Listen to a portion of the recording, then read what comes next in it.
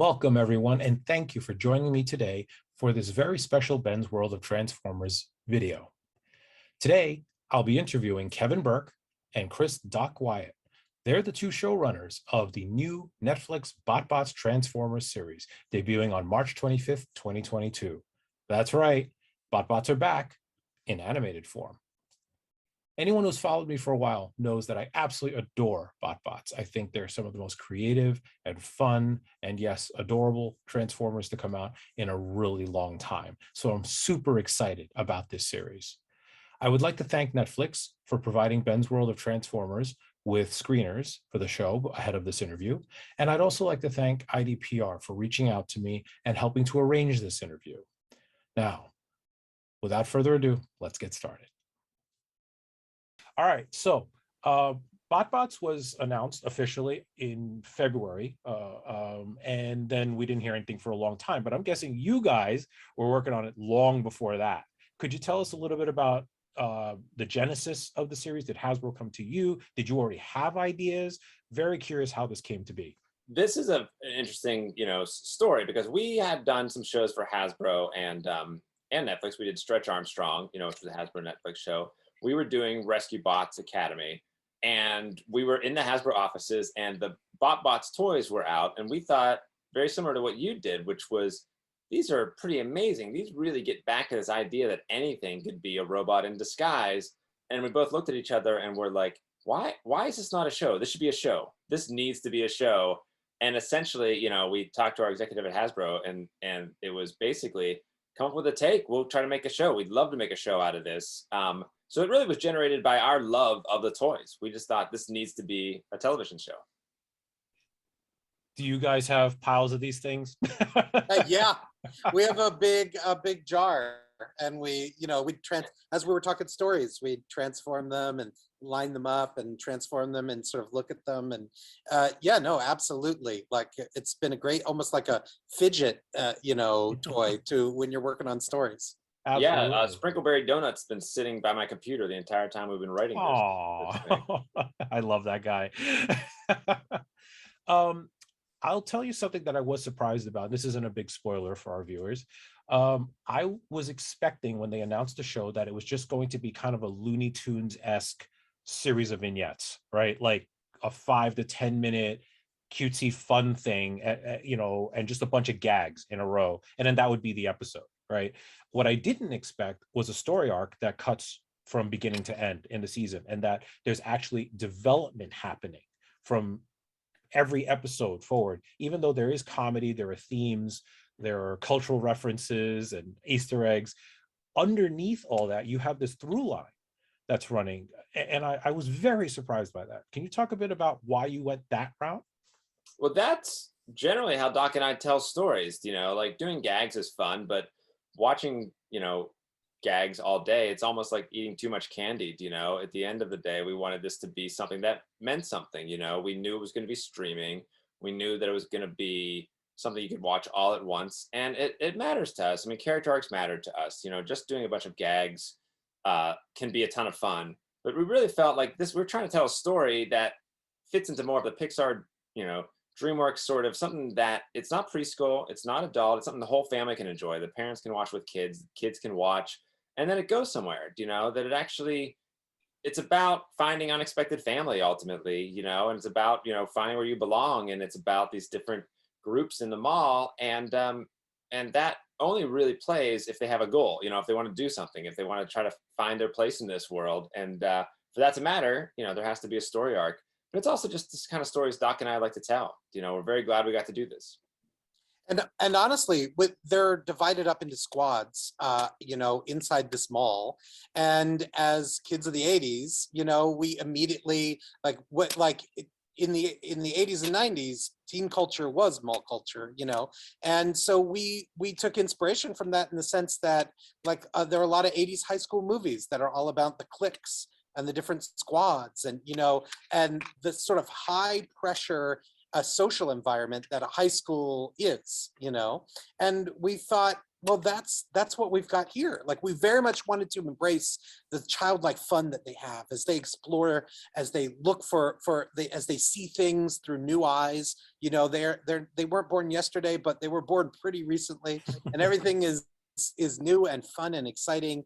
And we wanted to capture that, but we also wanted to capture, you know, what it means to be sort of divided into groups and the group dynamics of it. And you know, serialized story sort of captures that in a way that we believed in. Thank you. I'm curious, how did you arrive at choosing to focus on certain characters? Because there's hundreds of these things, right? Even you know, even within the squads, there are dozens and dozens of characters. How did you hone in on, like in the trailer, we saw Burgertron is obviously a big character, and I guess the Law Squad with Kick Me and so on. How did they become like the main team you wanted to focus on? We felt that that was the best point of entry into this world, because the thing about the Lost Bots, you know, the thing about the show is that here's this contained mall. They don't know what's outside the mall, right? So if you love Transformers or you've never seen Transformers, what you need to know is just this takes place in the mall. And this was important to us because we wanted everyone who loves Transformers for 30 years, people like you, to be able to say, this doesn't negate or conflict with anything I believe in Transformers. You know, all that is happening outside the mall. This is its own little microcosm in the Transformers universe. And but we wanted to find a point of entry, like, you know, the almost like the new kid at school, right? You know, who's the person who's going to walk in here and have to figure out what everything is? And the Lost Bots, you know, this Energon came into the mall and it turned all these products into bots. And the Lost Bots, you know, came to life, but they've never left this lost and found, so they don't even know that there are other bots out there, right? Even within the mall, you know, some of them woke up in, like, the gamer geeks woke up, you know, together with other gamers, so they know who they are, right? And everyone, you know, in the food court, you know, the Hunger Hubs woke up together, it came to life together, and they all know each other. The Lost Bots have to figure out where they belong in this space, and we thought that was just a great place to start a story about finding your place in the world, right? But also of introducing this world, right? They have a leader, you know, Burgertron, who's going to guide them on their journey, but it's really about them making the discoveries. And it's very similar to, honestly, any kid going to school for the first time, any adult going to a new job for the first time, you know, going to college. You know, we wanted to find that great point of entry and someone we could see this world, someone whose eyes we could see this world through. Awesome. And I'll tell you, it works. It really helped because there are so many departments in the mall, right? There are so many squads, there are so many individual characters. It felt almost like it would be overwhelming. And that's going back to what I said about me thinking it was going to be vignettes and so on. I thought maybe that was the easiest way to approach it, is don't worry about the characters too much. You know, this guy's a hamburger and this guy's French fries, and that's what you need to know for the skit. But I'm really glad you guys found a way to create an emotional underpinning for the central characters. And I was very impressed by that. Well, thank you so much. I am curious though, were there any characters that you wanted to use but couldn't for some reason? Like, I noticed, I think you guys know this, the fan base has a distinct love of Quackles, Duck. And I noticed he doesn't appear. So I was just wondering, was that a budget limitation or something like that? No, there were, nothing was off limits, but let's just say that were the show to continue, we'd want to have places to grow into. Excellent. I'll tell you another thing that also surprised me, because obviously this is aimed at a younger set, right? I know you folks worked on Rescue Bots, so you're very familiar with that set of fans. And with that sometimes is sort of, I don't want to say one-dimensional, but the humor, cultural references, everything is kept at a very specific level, right? A very current level. But you guys went back. Okay, so I won't spoil it for the fans who haven't watched yet, but the Indiana Jones stuff cracked me up.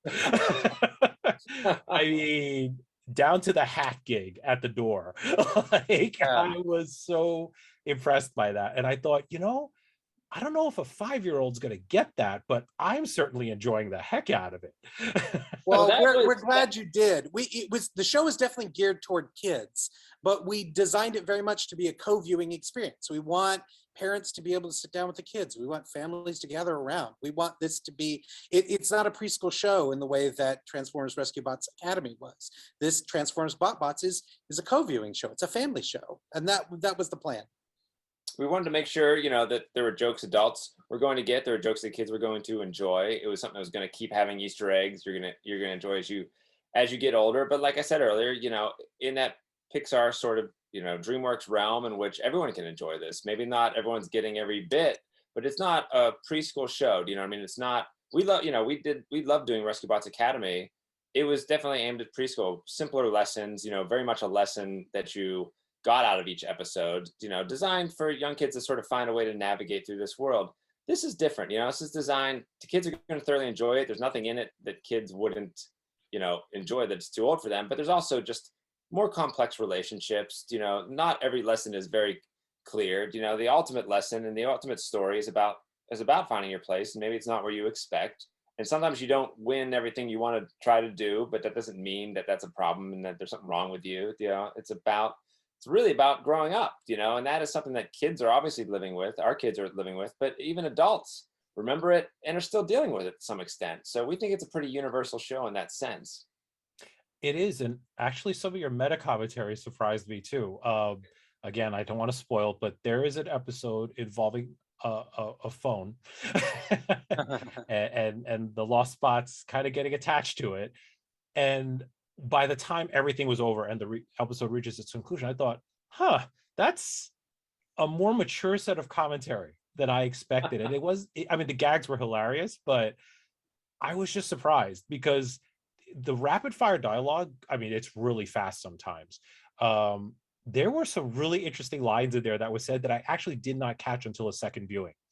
And I thought, okay, that's just really smart. And I'm loving it as someone who is in technology as a living, as someone who comments on technology often with friends and family.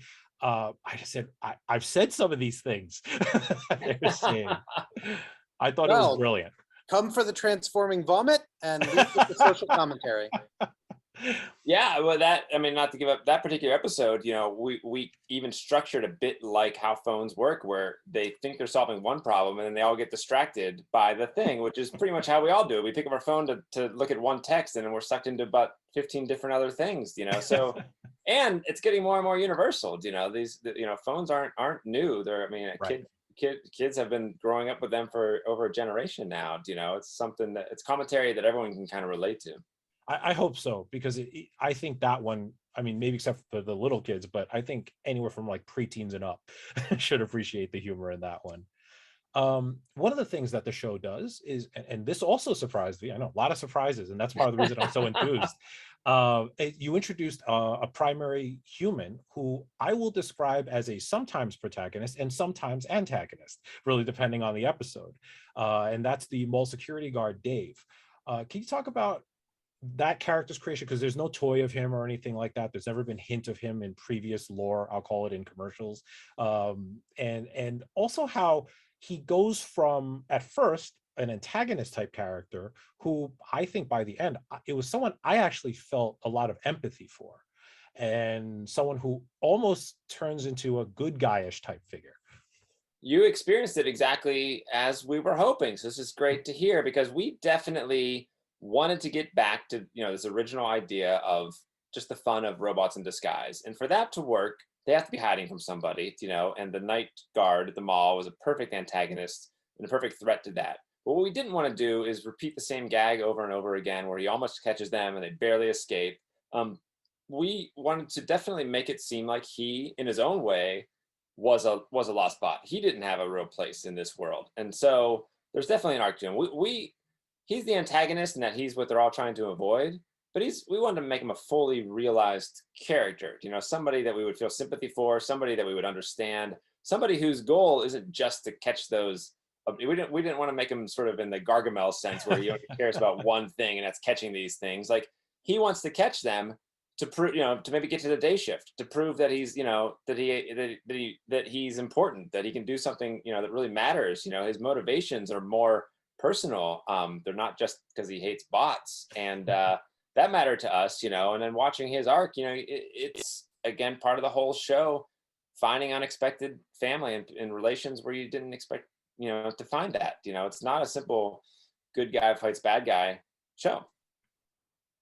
And that was that a challenge when you first started developing the show? Is BotBots, even by nature in the toy line, there's no real versus narrative that is very traditional in Transformers. And I'm sure you experienced some of that in Rescue Bots Academy, having to create drama without a war happening, which is the traditional Transformer setup. That is true. That traditionally there's this factional conflict in Transformers, but to be honest, we didn't struggle with it too much because there's inherently a bunch of social issues related to different squads sharing one space that don't have to be warfare, right? I mean, we got to do competition stuff, like because they were having so much fun, we got to do Gold Rush games. We got to do, you mentioned before, the Ruckus Race, and Bot Prom, different events that bring social groups together. So in a way, there isn't that traditional, Autobot Decepticon dynamic in open conflict, but there is a more sort of subtle social, overlapping layers of social conflict that, in a way more replicate the kind of social environments that we go into as humans. So we had so much to play with on that level. And I mean, just doing the first ever Transformers comedy, like there's been plenty of comic relief in Transformers franchise over the years, but to do the first out and out comedy, I mean, it gave us so much to chew on and so much to play with that we sort of didn't miss war or conflict, open conflict as a story tool.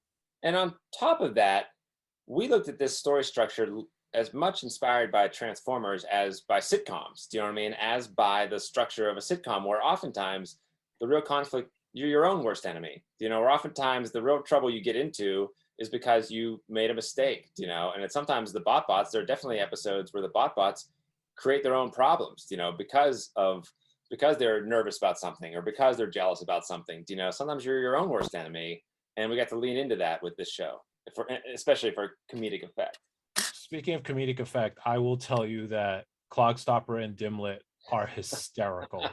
I every time they open their mouth, I think I laughed because Clogstopper says some of the most outlandish stuff, and I'm not going to give any examples. I want fans to see for themselves. The ventriloquist line was amazing. And Dimlet is just adorable. So I think it was kind of nice that you balanced it out. You really leaned into kind of certain aspects of comedy there, but then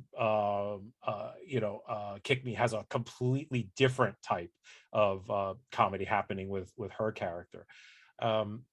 Something I did wonder as I was watching the show from visual standpoint, when BotBots first came out, obviously the toys have a very specific look.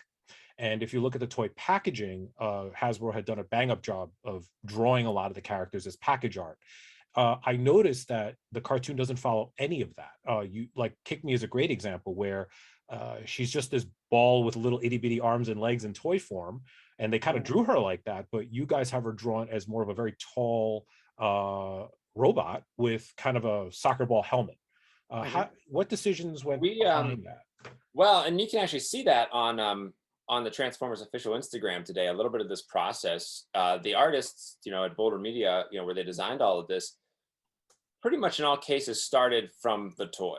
Started from, this is what the toy would look like. I think Sprinkleberry is probably the closest that remained, and some of the other characters, because to some extent, you have to think about a lot of these factors, like we would line the lost spots up and see how their heights fit, and occasionally be like, you know what, we're gonna have to make this one taller because otherwise this silhouette is gonna be off, or the dynamic's gonna be different.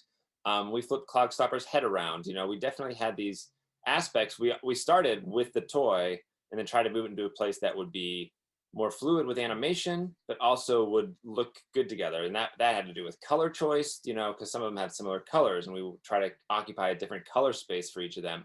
It has to do, with all these different moving pieces when you're developing a show. The toys work, and they also work to see what transforms the best. When we're doing this, we're also seeing, what's going to look the best when they're walking down the mall together. you know, how are they going to contrast with each other? Who's going to be tall? Who's going to be short? Who's going to be a little bit wider? You know, I mean, what colors are they going to be?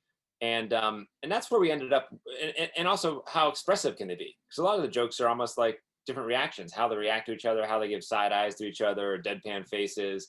And we love those original designs. Some of them just didn't offer the same sort of performance, you know. And if it was a gag show, like we talked about, just doing gags, that probably would have worked. But this is a show that actually covers a lot of emotional territory, you know, that should be a lot of fun. And we wanted to have characters that express that. Yeah, and that's why, because a lot of the toys are expressed with visors or with masks, and we wanted them to relate to one another. We wanted eyes and we wanted mouths. Also, a lot of times the toys are a little blockier, and we wanted to be able to, you know, to smooth it out, you know, a little bit more in bot form, you know, at least, and to kind of get them to a sort of more relatable place. Because the difference, of course, being that like with that package art is awesome and catches that style immediately, but you don't sit with it for 22 minutes and hear it talk about its problems. And it's, you know, it just kind of gives you a different sensibility visually. Awesome. Now, related to kind of character choice, character design, and so on, I found it interesting, and maybe this is just my admittedly, you know, culturally biased assumptions and so on from being 46-year-old guy, right? There were a couple BotBots who, as long as I've had them as toys, I always assumed and kind of coded to me visually as males. Banzai and Kick Me were actually two of those examples. And then their coding of stressing that word as female on the show. And I think that's delightful. I love the diversity of characters on the show. But was there a conscious decision to just not worry about previous lore or the BotBot sticker book, which had some information on them, and just kind of mix it up a bit? In some cases, there absolutely was, because like I was saying earlier, it has to deal with building this ensemble that covers a lot of different territory. And so, yes, sometimes, you know, the genders or the performer would change just so that we could find more of a different space, you know, for different types of characters and have more diverse characters. You know, we understood the lore and thought the lore was fantastic. There were definitely some examples in which you would change things around, and this is pretty common with a lot of the shows, you know, we've done, and for other series, you know, like it's to kind of keep things fresh or engaging as a TV show. What works as a toy or you know, might work there isn't going to work as a 22-minute, you know, show. You know, isn't going to be as engaging, isn't going to have such diversity of opinion or of character that we need to keep it engaging in that level. So you do have to make these sorts of changes. They're very similar to the design changes we talked earlier about, just trying to make sure you feel like you have a very well-rounded cast, and that they're diverse enough that they can play off of each other in a way that feels very engaging and hilarious. Awesome. And I noticed that, let's go back to what we mentioned very early on about Easter eggs. Something that really struck me, like one of those initial establishing shots in the first episode, was the mall itself. And that's in the trailer, so I'm not spoiling anything horrible. And of course, the main entrance of the trailer is basically Optimus Prime's head as a door. Yeah, maybe. Right. Yes. There's, I'm not going to tell the fans what it is, but the very first shot of the series is itself kind of a gag / Easter egg. By the way, guys, I laughed so hard at that. I actually had to rewind and start the episode over because I thought it was so freaking brilliant. And, Thank you. I'm curious, like, but I noticed you guys kind of tempered it, right? It wasn't like every single episode had, you know, look, another G1 Easter egg, look, a Beast Wars Easter egg. You guys kind of throttled it back a bit, but you did keep certain elements, like their transformation sound is a variation of the traditional sound. So how did you balance that out? Where did you decide, okay, let's stick one in here versus let's hold back? Well, we definitely spent a lot of time talking about what makes this a Transformers show. Why is this Transformers BotBots and just not a show called BotBots? And so we boiled down to what elements we believed made Transformers that sort of transcends G1 or other things. And those we can't necessarily detail everything because there'd be some secrets in the series that we don't want to divulge, but the transforming sound, the fact that they have these alt modes, that they shift into their alt modes, the fact that they are factionalized, the fact that they are more than meets the eye, the fact that they are robots in disguise, like all of this to us was what was core about Transformers, what made this a Transformers show and not some other show with robots in it, right? And we spent a lot of time honoring that, like talking about that. One thing, for example, was that the alt modes mattered.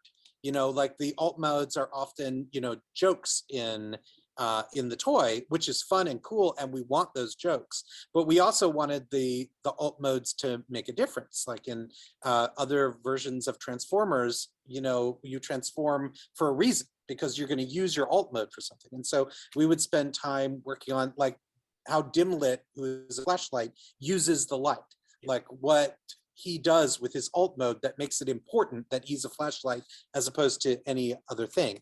And so making those alt modes functional was important to us, and sometimes a challenge. I mean, because the toys, some of the alt modes aren't necessarily as useful as others, but working to make them matter, to make it matter that they were Transformers robots and not just some other robot.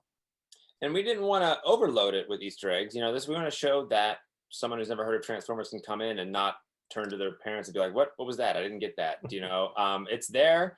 It just never was supposed to overshadow the show we're making, which is a brand new Transformers, little micro universe here. That's what guided our story. If we could fit in a gag that was a throwback or was some sort of Easter egg, fantastic. We love that, especially gags to other movies, and you'll see in it even styles of TV shows get parodied as we go through it. That was all fun, but at the heart of it, we wanted to make this really fun show about these bots hiding at the mall. Absolutely. Everything you just said brought up two things to mind for me. One, in terms of the alt modes, I'm going to ask, this is one of those weird fanboy questions like you'd get at a convention. So hang in there with me, because I've actually had friends ask me this. Are the BotBots in their alt modes actually the things that they represent, or are they just disguised as it? So example, they are robots in disguise. Can you actually eat Burgertron? Is he actually a burger? Well, that's where it gets interesting, because ultimately, an automobile that turns into a robot is made from the same sort of parts that an automobile is made from, metal and fiberglass and whatever it may take. So Burgertron is burger. His knees are made of bun and burger. He's a robot made of meat. Exactly. So Dimlet's made out of plastic, Cloggstopper's out of rubber and wood, and Burgertron's made out of meat. So there's a legit danger, if someone were to bite into him, it's not like they're biting into metal. All of his parts are organic burger parts. That's both amusing and disturbing at the same time. And I think I'm curious, you just talking about all the stuff we have with the characters and choices. I know earlier there was an allusion to what if we got more episodes. Was there anything that you wanted to do for this season that you had to abandon for any reason? Budget, technical limitations, anything like that? We wanted to make 70 seasons of television, and we were limited to one. Still to be determined. Let's hope everybody watches BotBots, and then we can get the 69 more seasons that we've been hoping for. We have a ton of gags, but none of these gags, when you don't use a gag in a show or a bit, you just get it back. You know what I mean? It becomes yours again. So we hope to use it in future seasons. Absolutely. But there were no guardrails. Like Hasbro laid down no guard. Like there was nothing we wanted to do that we weren't allowed to do necessarily. And I have to say, Benson, I believe our schedule might be over schedule. I don't know who's watching our schedule right now. Oh, yeah. We need time for one more question. Okay, yeah, great. that's perfect, because we're at my very last one, actually. Perfect. Okay. Basically, I think you might have answered already. What are our chances of a second season? What do fans have to do to help make that happen? Our fans have to watch the show, make sure, Hasbro E1 and Netflix know how much you love the show. We love the show. We have plenty of more ideas, let's make this a big hit, make sure you watch it. And if you love it, which I'm pretty sure you will, keep watching it. Let everyone know how much you love it. And like you said, Series 6 of the toy is up for pre-order right now. Yes. Buy some toys. My credit card is weeping already. Well, everybody, thank you so much. ID PR, thank you so much for making this happen. Kevin, Doc, thank you so much for spending your valuable time with me this afternoon and answering some great weird questions about burgers being eaten that transform into robots. Thank you so much for your time. Thank you. Take care. Take care, all. And that was my interview with Kevin Burke and Doc Wyatt, showrunners of Netflix's Transformers BotBots series. Thank you again to Netflix for providing screeners of the show, IDPR for setting up this interview, and of course, all of you fellow fans who took time to watch this video. If you enjoyed this interview, please hit that like button and subscribe. Kind comments are always appreciated. Thank you for joining me. May your luster never dull and your wires never cross. Take care, everyone.